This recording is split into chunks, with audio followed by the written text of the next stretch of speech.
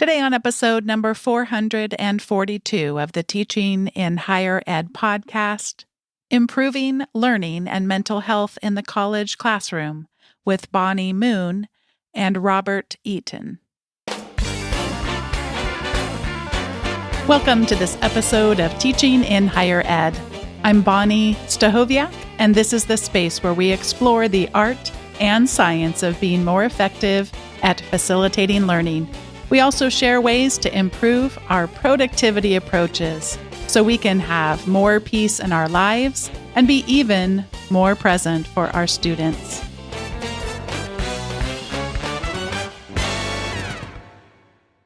I have the pleasure of welcoming two of three co-authors of a wonderful book, Improving Learning and Mental Health in the College Classroom, Bonnie Moon and Rob Eaton.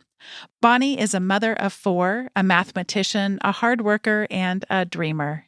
She dreams that parents from all walks of life, whatever their mathematical background, can be empowered to invite and support their children to foster growth mindsets, develop mathematical thinking, create a vision for their lives, and inspire hope. She joined Rob Eaton and Steve Hunsaker on this writing project with a desire to promote understanding of mental health challenges that so many college students face. She currently teaches mathematics at BYU, Idaho, where she serves as the chair of BYU, Idaho's Women in STEM Committee for the College of Physical Science and Engineering. Rob Eaton is a professor of religious education at BYU, Idaho, where he also teaches a course for all new faculty members. Rob also spent 8 years as an associate academic vice president, helping create what has become BYU Pathway Worldwide, an online program now serving over 57,000 students in over 160 countries. He also oversaw efforts to improve learning and teaching among the campus-based faculty. Rob has an especially winding career path, which was a little embarrassing to him until he read the book Range. Now he just feels well-rounded. He's earned a bachelor's degree in international relations from BYU and a law degree from Stanford, where he was named the outstanding oralist in the law school's appellate court competition. Before ditching the legal and corporate world for teaching, Rob practiced law for 7 years in Seattle and worked as vice president of a consortium of Blue Cross and Blue Shield companies in the Northwest for 3 years. He's written a number of books on religious themes as well as a biography, but Improving Learning and Mental Health in the College Classroom is his first work in the scholarship of learning and teaching. Bonnie Moon and Robert Eaton, welcome to Teaching in Higher Ed. Good to be on the show. Thank you. You begin your book with words from Susan Evans McLeod. In the quiet heart is hidden sorrow that the eye can't see. From the very beginning, I was moved by your book, and I'm so thankful for this generous and helpful work. Bonnie, I'd love to hear from you a little bit about why write a book like this. Thank you. I was pulled into a team of writers that were already working on this project, and I'm already getting personal at the very beginning. So if you need to guide me somewhere else, let me know, Bonnie. But depression and anxiety were not something that I really understood until a few years ago. I think that I was like my mom for a while, where she grew up on a farm and you just handled things. And if you were feeling low, you just get over it. And she was a pretty strong spirit. My father, who's from Chile, he also came to America, and he was just kind of a hard worker and just dealt with things. So I never really understood that there were these other things going on possibly with people that affected how they looked at the world. And because I just always saw my parents as strengths and they just moved forward. So when I experienced depression, so a few years ago, when I woke up one morning, my heart hurt.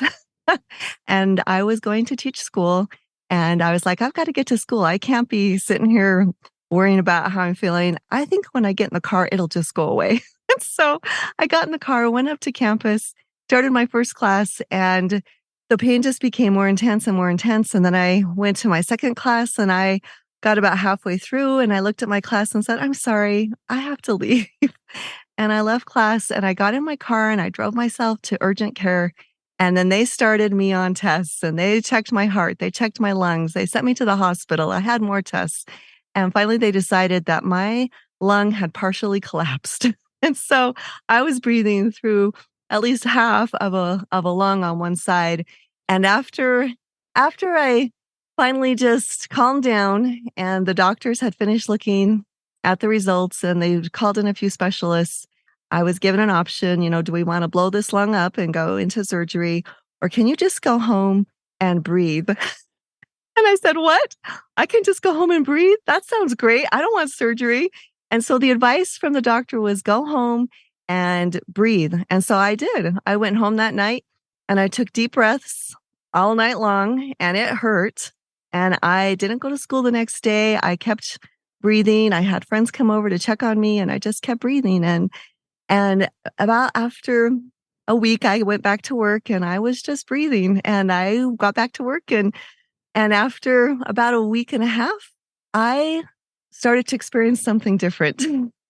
After about a week and a half back at work, I was becoming overwhelmed by my job. I was overwhelmed by breakfast for my kids. I was overwhelmed at trying to do work and be a mom. And I just started to get overwhelmed. And then what really surprised me is that my lung was pretty much better. I could breathe, but I couldn't function, Bonnie. And I don't know how to explain this to anybody who hasn't been through depression or anxiety. At the same time that all this was going on, my kids were growing up. My oldest had left home and I started to find out that there had been abuse in my family before. And so I was having a hard time handling life. And as I had put that protective shield around my family for years, they started leaving home and I couldn't handle it. And my mindset was in a bad place. And so anyway, with the long story, now let's make it shorter. At the end of probably about October, it was the fall semester, I finally went to the chair of my department and said, I can't function. I can't work. I'm going to have to go home. And that to me was devastating because I didn't understand mental challenges. I didn't understand depression or anxiety. I didn't understand that those things were real. And they were real. They were real for me. Watching my 12-year-old get out of bed by herself, make her own breakfast, get on the bus by herself when I couldn't get out of bed, like literally. And having my mom come over and say, Bonnie, I just ought to kick you into next week. You can get out of this. And I'm like, what? I want to. Like, I wanted to get back to my old life. I wanted just to be normal, but I couldn't. And so I didn't understand what it was. So when I found out that Rob was writing this book, that was a miracle because I started to look at my students.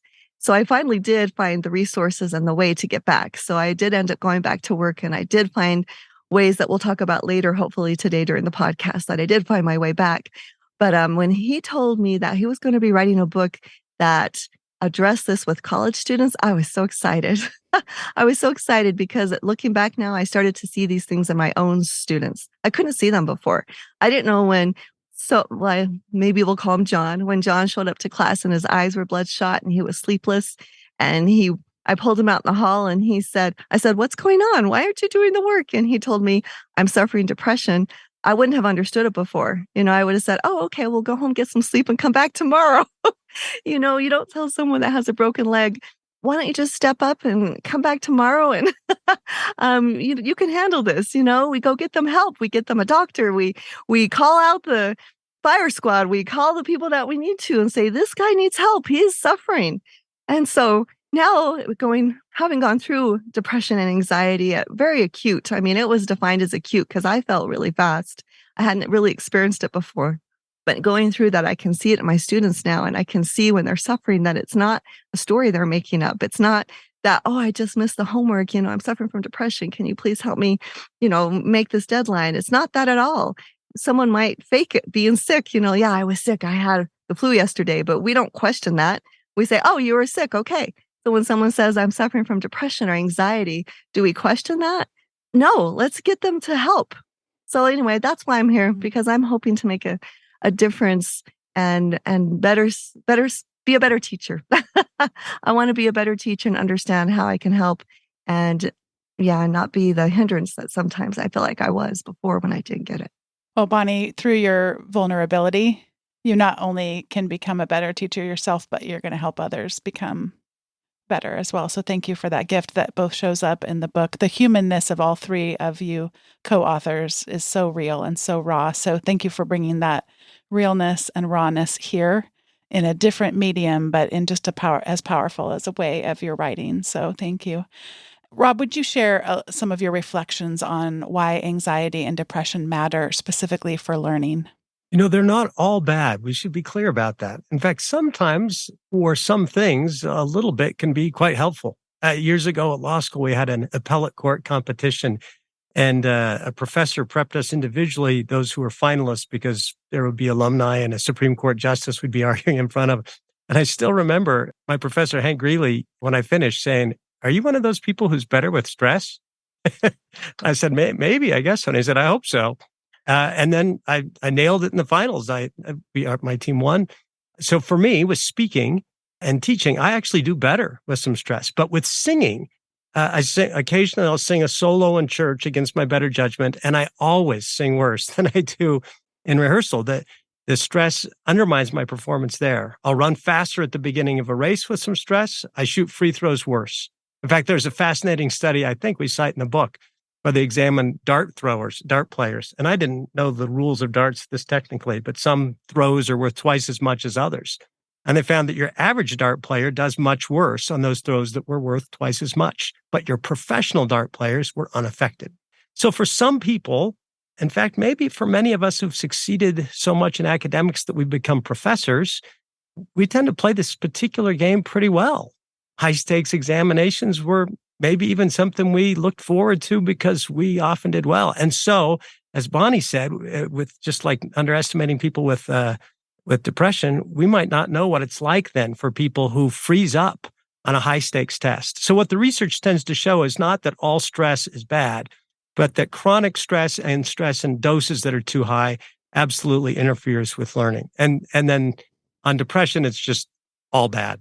So there doesn't seem to be any evidence that a little bit of depression might help you. But so it affects different people differently, but for some of our students, it can affect them quite a bit. And especially if it's chronic, which kind of sounds like the college experience for many students. And then if it's especially intense, which is what, for example, I encountered in law school when the entire grade was based on one 3-hour test.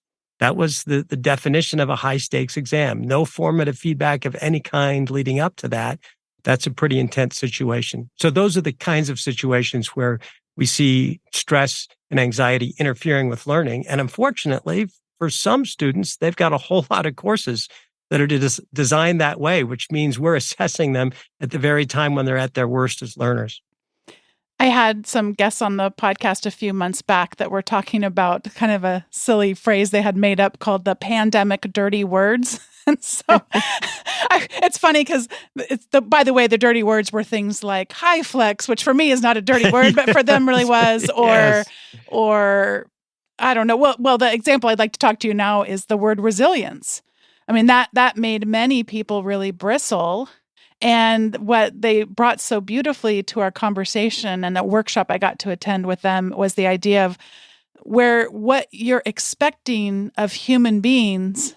In this case, could you just buck up? I mean, Bonnie, you were talking about that as you share your story, that is both a generational thing, but also can be more of a cultural thing or that type of thing where it's just, can't you just buck up? And it obviously is very biased and becomes quite problematic in so many different contexts. So I'd like to have you talk a little bit, and we'll start with Rob, about resilience, because you did it so wonderfully. Because just like you were talking about, asking people to be resilient isn't always bad. Sometimes that would be helpful, but the way that you describe how do we foster emotional resilience, you just did it in such a more nuanced way to appreciate sometimes there really are things for which resilience would not be appropriate, but that there are ways we can begin to help equip people. Would you talk a little bit about that process and what you want to guide us toward? Absolutely. And let me see if I can give this in two parts. one of the most common bits of pushback we get is from people generally saying, you're just talking about coddling, and coddling's not going to help anybody. So we want to be clear, we're opposed to coddling. That's not what we advocate. We don't think the solution is when a student comes up and says, wow, I was out of commission last week in bed with depression. We don't suggest saying, forget about it. No need to do that work that you missed. That doesn't really help them. And in the focus groups, few of the students, really none of the students we talked to were asking for that. All they wanted was a little flexibility. We're believers in Robert Bjork's desirable difficulties. We just think that doesn't mean all difficulties are good, that we should be intentional about the difficulties we create. So when Steve and I years ago in our Pakistan class were requiring an oral presentation, we had, because we like oral presentations, I'm embarrassed to admit this, had literally not even thought, how does this affect a student with high anxiety? And how central is it to our outcomes? And are there some alternatives? There's some things we can do where they'll learn just as much and maybe even more, but not experience as much stress. So we just invite people to be intentional about that. So kind of step one is we're hoping to reduce the number of undesirable difficulties that professors inadvertently create. That said, we do have a chapter on emotional resilience because we thought when they graduate, even if they had a whole bunch of enlightened professors, they won't always have enlightened bosses and will never remove all the stressors in life. And so we want them to do some of the things that they can that will help them develop a better capacity to deal with these things. But even in talking about that, we have to be so clear. Just because you have a growth mindset or learn some tools for regulating your emotions doesn't mean that if you're in Bonnie's situation, you pop out of bed the next day just fine. But we do think if students will begin to adopt some things like a growth mindset, we knew that was good generally, but it was fun to do the research and discover studies showing a pretty strong correlation between growth mindset or fixed mindset and depression, which actually makes tremendous sense when you think about it. If you've got a fixed mindset and you're going to take a math class your first semester and Bonnie's class, that's a lot of anxiety going into something that's about to declare just how smart or stupid you are. And then if you get that number and it's lower than you'd hope for, you ought to be depressed if you think you can't grow or change or learn. So if students will simply, and it's easier said than done, develop a growth mindset, that's good in so many of the other ways that we know from Carol Dweck's wonderful work and her colleagues' work, but it's especially helpful on the mental health front. And much of the stuff is correlative, but it's compelling. So students will, and if we can foster some of those things, even in the way we talk and in the way we design our courses, to design them with more of a growth mindset. I talked to a student I met in the hall who looked depressed. I'd had her in a previous semester. I said, how's it going? We talked for a while and she had just bombed a test. And I said, tell me, what do you think you didn't understand that led to that? And what could you do differently for the next test? And are there some things you could do to go back? Because I know you're smart. There's some things you could do to go back and fill in those holes. She sent me an email about 3 days later and said that she had approached her next test altogether differently. She had viewed this as an opportunity to improve rather than just as a validation of her being inept. And that had changed her wellness. Yeah, and that's, to me, we don't know. The person's not here who designed that test. So whether or not there were intentional desirable difficulties in that assessment, we are unable to assess. Having said that, it almost is like you're creating, rather than trying to fix her, can't you just get out of bed, right? Or can't you just buck up? You met her where she was, but rather than you trying to come in and act as if there is any kind of a quick fix, you help to foster her emotional resilience through metacognition and other techniques that you talk about so well in the book. So, Bonnie, one of the things that can happen is, you mentioned when you were telling your powerful story, and thank you again for that, you mentioned about no one could understand this unless you had been through it. And I do think that that's really important for people who haven't experienced clinical depression, to recognize that that's not, you don't go and tell someone, I know exactly how you feel, because I think that your theory sounds quite true to me, that we will never understand completely, but we can begin to gather clues to what it might be like for us. The other thing I think is important for us to recognize, I met a couple of history professors who used to work at the University of California, Irvine, when I worked there, and they were working with me as subject matter experts as I designed some online courses for them around mental health.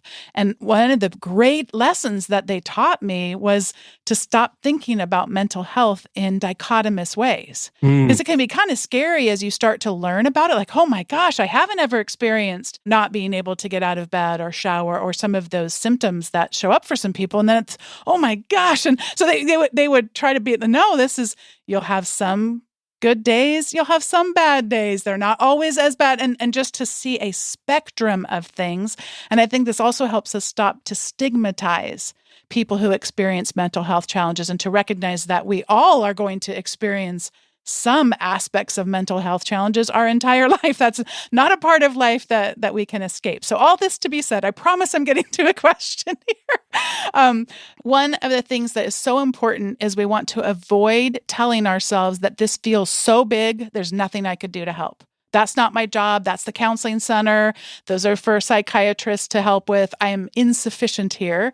Bonnie, what are some suggestions that you have and maybe instill some hope in us that there actually are some things that we can do, and specifically around course design to help to promote and foster greater mental health? Yeah, that's one thing that I don't want us to do is get overwhelmed because in addition to our students suffering from mental health challenges, the professors have been through some things too lately. And I think that as we become healthier and as we start to see things and change our mindsets, that we can help our students see that. And one way they can see that is in the course design that we're talking about. As we design our courses, they will see things. I'll mention a couple and then maybe invite Rob to add a few of his ideas. But one thing I think is the way we design our syllabus. So when we take a look at the syllabi for our courses, we can ask ourselves questions like, what kind of messages am I sending out when I give the syllabus to them? And so I started thinking about even incorporating some of the resources that our campus has. So I'll just be specific. Like I specifically now on my syllabus say, here's the Health and Wellness Center, here's their address, here's their contact information, here's the counseling information. And so I have links in my syllabus to specific place they can go on campus. We have a great program on our campus called Thrive that our students can also sign up for to go in and learn some of these tactics to keep their mental health as they go through the semester and those that are struggling with mental health challenges to overcome things. So we have this. So I just put that directly in my syllabus. So that's part of the beginning of the semesters. And I say it in class when I present my syllabus. I say to them, okay, here's my syllabus. Well, actually, I don't do that the first day of class. I just invite them to read it. I try and challenge them with some cool stuff on the first day of class. But the second day of class, they come back and I say, do you have any questions about this? And so in the design of the syllabus, I specifically say, let's talk about these things. And I invite them. I say, do you have any questions about this? Any questions about these resources? I'm here for you too, if you need to talk about something and we can help you find where you need to go. So I just open up the first day and the second day and say, here it is. So in the design of the syllabus, I think we can be intentional in what we put in there. And also one other thing I want to mention. So this has helped me.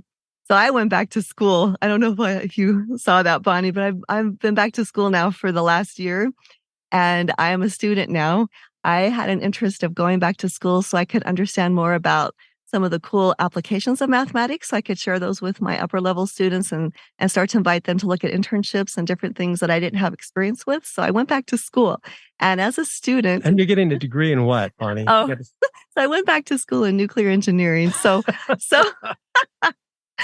I mean, just I've a little mathematics background. Who among us hasn't gone back to school? Right. And I was thinking of doing it. Yeah. And then I thought I'll watch Netflix instead. Okay, no making fun of me. So anyway, I decided to go back to school so I could understand and make connections and do things that I wanted to do because I'm feeling healthy now. I'm feeling healthy and strong, and I want to grow my mind. And so back in school, I had a professor.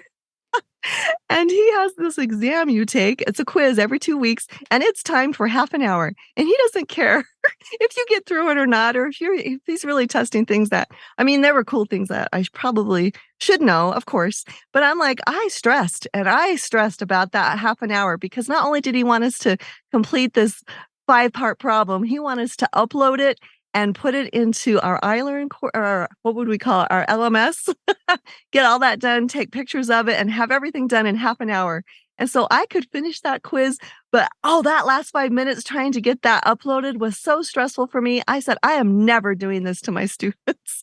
So when I think about the design of my courses, I'm thinking about, okay, what's going to stress them unnecessarily? What is not really teaching them the mathematics? What cognitive load can I kind of relieve so that they can focus on the awesome mathematics and the beautiful examples and the connections I'm trying to make? I want to build a course that does not have an extra cognitive load for them to have to navigate a learning management system that's clunky, or to worry about, is their Wi-Fi turning off today or tomorrow and they're not going to be able to finish this quiz on time.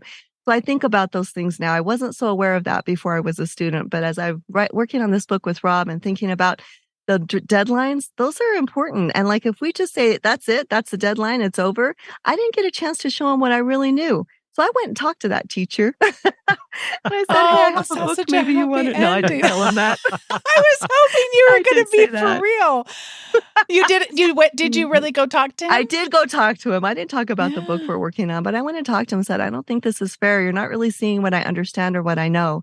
And he did increase the quiz time by 15 minutes to give me time to upload. Mm-hmm. So he did get that. And that's the funny thing. What we measure in that situation is something different than we meant to be measuring. Yes. So at law school, that timed 3-hour test, in my 7 years of practicing law, I never did anything like that.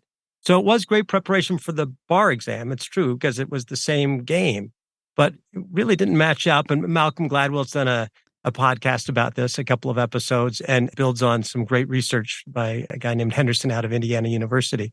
But often our assessments are measuring something that different than we meant to be measuring. And similarly with our deadlines, just a couple of days ago, I had a conversation with Jake Romney, a friend of mine who's a dean of online curriculum here. And he said they've noticed as we have a global student body, over 50 or 60,000 students now, many of them international, that even with what seems like a fairly merciful late policy that gives you up to a week late, but with kind of gradually declining credit, they'll have people somewhere in the world who had a power outage for 4 of those 7 days.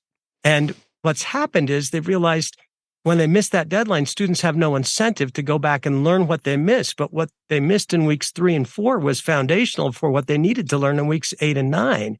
So they're seriously rethinking some of those policies, still trying to keep some scaffolding in place that helps guard against the natural tendency to procrastinate. But that's been, for me, one of the biggest changes that I've tried to make in terms of course design. I've become a big fan of creating incentives and opportunities for students to master material they don't initially get. It seems really pretty naive to assume they're going to get it at the level we hope they will the very first time through. Years ago, I heard Saul Kahn speak at Stanford University, and he said that the problem with the monolithic speed of American education is if chapter 1 is learning to ride a bicycle, even though several students don't do very well on the test for bike riding, we move on to chapter 2, riding unicycles, and then we're surprised when students crash. When we've done nothing, knowing full well they can't really ride a bike yet, we're moving on. We did a survey, and one of the factors that created the most anxiety in our students was when they felt like the class was moving on and they still didn't understand that. Early in my career, frankly, for much of my career, I've done very little to help students who didn't get stuff get it before we move on. Now, whether it's designing subtler, more flexible late policies or even opportunities for resubmission, not for as much credit, but still for some additional credit, I've tried to build in incentives so that students can learn more. As you were sharing that example from Saul Kahn, I was thinking that in some courses, there is that scaffolding, whether it is intentionally built or it's just inherent in the type of class. So if you're teaching riding different types of vehicles, then bicycles might go to unicycles and you might be left behind. I'm thinking of a lot of survey courses where there actually isn't scaffolding. We never really started with a whole approach to our course design. So we're just going in seemingly disconnected areas such that if you got left behind, you wouldn't even really know because then we just moved on to something else and then it was something else. And that isn't really building disciplinary or interdisciplinary knowledge very well for people. And as you said, we're not given the opportunity to get feedback and see where those connections might be missing or could be strengthened. So that is really, really powerful. May I throw in one other thought please. to your initial question, which is this can be overwhelming. Each time I read the book, and I think I'm done. I think after checking for the proofs, we'll never read the book. No more. I loved it, but I'm done. But it's overwhelming to me. I think wow, it's hard to do all those things at once. And so what we say in the book is pick something. We can't really do everything for all of our students, but that shouldn't stop us from doing something for a few of them that could make a huge difference in their life. Last week, I'm meeting with a student individually. He's got on a windbreaker. And today it's 23 in Rexburg. It's forecast to get to -3 this week. He's got a windbreaker. I asked him a couple of questions. He doesn't have gloves. He doesn't have a jacket. I take him down to a thrift store. We talk about an assignment that he didn't completely understand, fill in some of those knowledge gaps on the way to the thrift store, spend $6 on a jacket and go to another store and get some gloves on sale for $10. Now, I'm not rich. I can't afford to buy all my students who don't have jackets and gloves stuff, but I could do it for one. So that's, I think, our recommendation. We should do what we can, not feel guilty that we can't do more, but rejoice in the ability to make a difference in the lives of some of our students. You could not have set up this final question of this portion of the show better, because we need to do what we can. And that means doing what will equip us to be able to do what we can. I would love to have you share about some practices we can do for our own mental well-being, some suggestions for us. And by the way, if anyone listening right now is feeling like, I want to hear so much more, I have a secret spoiler alert here now that already Rob and Bonnie have told me that they'll come back in the new year. So we'll get to hear more because there's so much good stuff in this book. But let's close today's conversation with this idea around what are some things we can do to promote our own mental well-being. Yeah, I'll go ahead and start with that. So I researched this one pretty intently because I needed this. I needed to know, like, if I do experience that severe depression or anxiety again, what are the tools? Because I did find some help, but now I have some research and some theory to back up the things that I found. So I will just share a few things that we've included in our wellness chapter that I can testify at least helped me. And I'll explain a couple of them. So the first one is sleep. I think we all need to get enough sleep, and we know what it feels like when we don't have enough sleep. And sleep was escaping me during this time, and that was one of the things I had to get on top of. First of all, I needed help, and finally I did get some medical help to get me to go to sleep because it was that severe, and it was just making the depression and anxiety worse. But after that, I actually got a sleep coach. And so, I'll just tell you what's up. I mean, the sleep coach helped me get through some things, some mindfulness training, and the sleep finally came. We can also think about our students' sleep as we improve our own sleep. One thing that I have done is I have let my students know I love them and I want to read their emails, but I won't be reading them at 12 o'clock at night, at midnight. I'll be waiting till the next day and just kind of doing some things for myself, like setting up some boundaries and just letting my students know I'm being fully disclosing what my intent is here. So that's one thing I think that professors can do is set up their life so they can practice these wellness things like sleep, nourishing our bodies with good food, taking time for good food, and also exercise. So I have a fun story that when I was researching this on campus, I went to one of our wellness directors, Christy Lords. She works with our students, and she had some great advice for me. So one of the things she said is, you know what? If you don't exercise now, that's okay.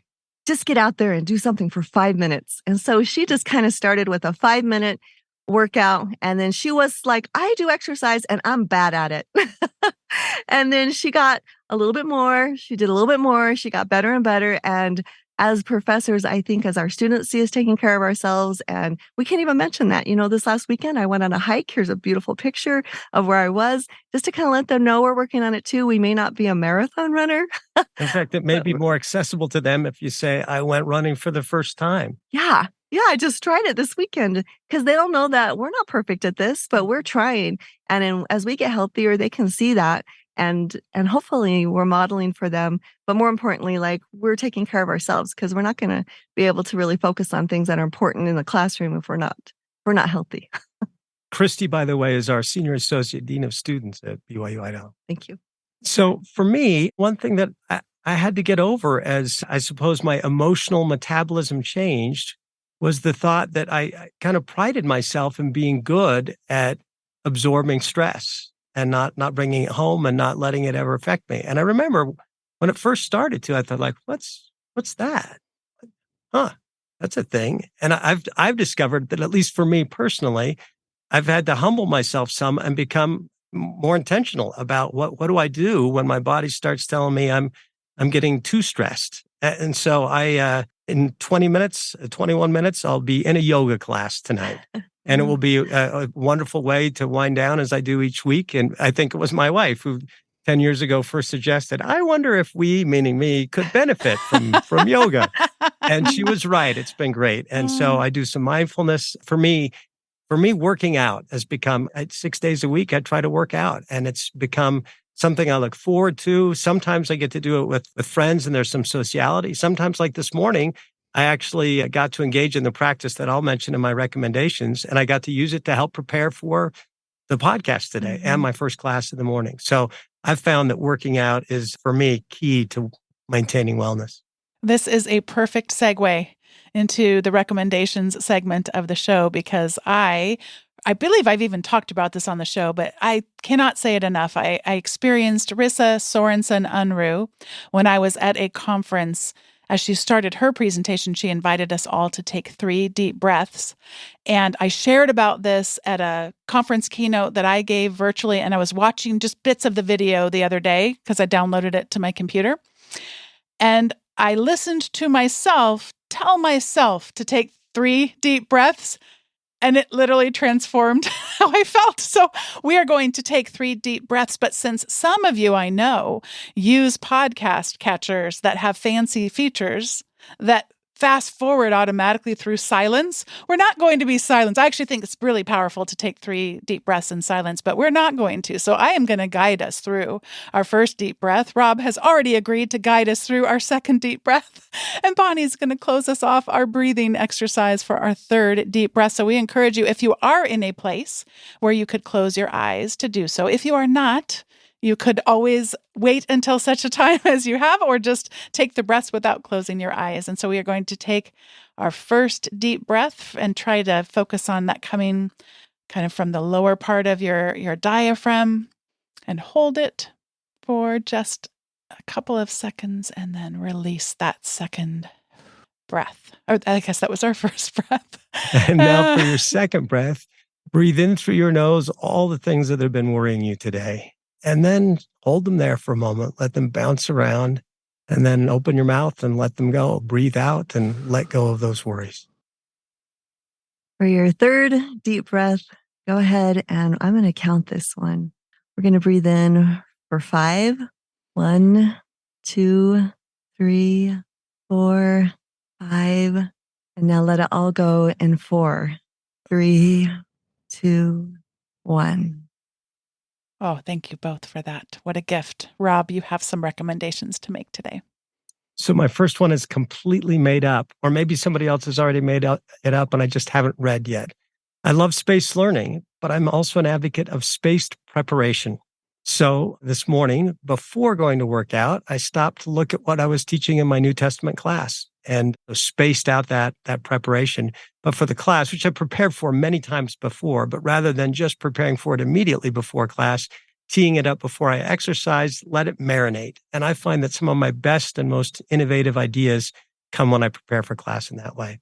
And then I'll slip in one other one, if I may. Please. In our book, we cite a work by Ronald Ferguson and some of his colleagues at Harvard called The Influence of Teaching Beyond Standardized Test Scores. It may be much more popular in higher ed learning circles than I'm aware of, but I just hadn't really encountered it before. And that might be because it's a study of 16,000 6th through 9th grade classrooms. But I found it wonderfully rigorous and yet very practical, even prescriptive, but nothing fluffy about it. He's an economist. And so it's analytically very rigorous, but full of actionable insights and quite easy to read. And if you Google Ronald Ferguson and the influence of teaching, it's the third hit that's a PDF that you can read for free. Wonderful. And I'll be linking to those in the recommendations. And I remember that one really standing out very much. And even though it is 6th through 9th grade, just so many things. It's like as if it was done for higher education as far as how much it can apply to us. That one really stood out to me too. Bonnie, what do you have to recommend for us today? So when I was thinking about a recommendation, I thought back to training that I had as a school board member. So I served on a school board for 8 years, a little stressful.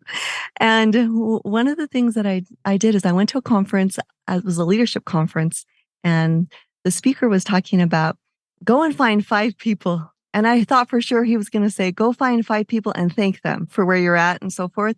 He didn't. He said, go find 5 people and apologize. And I was like, huh?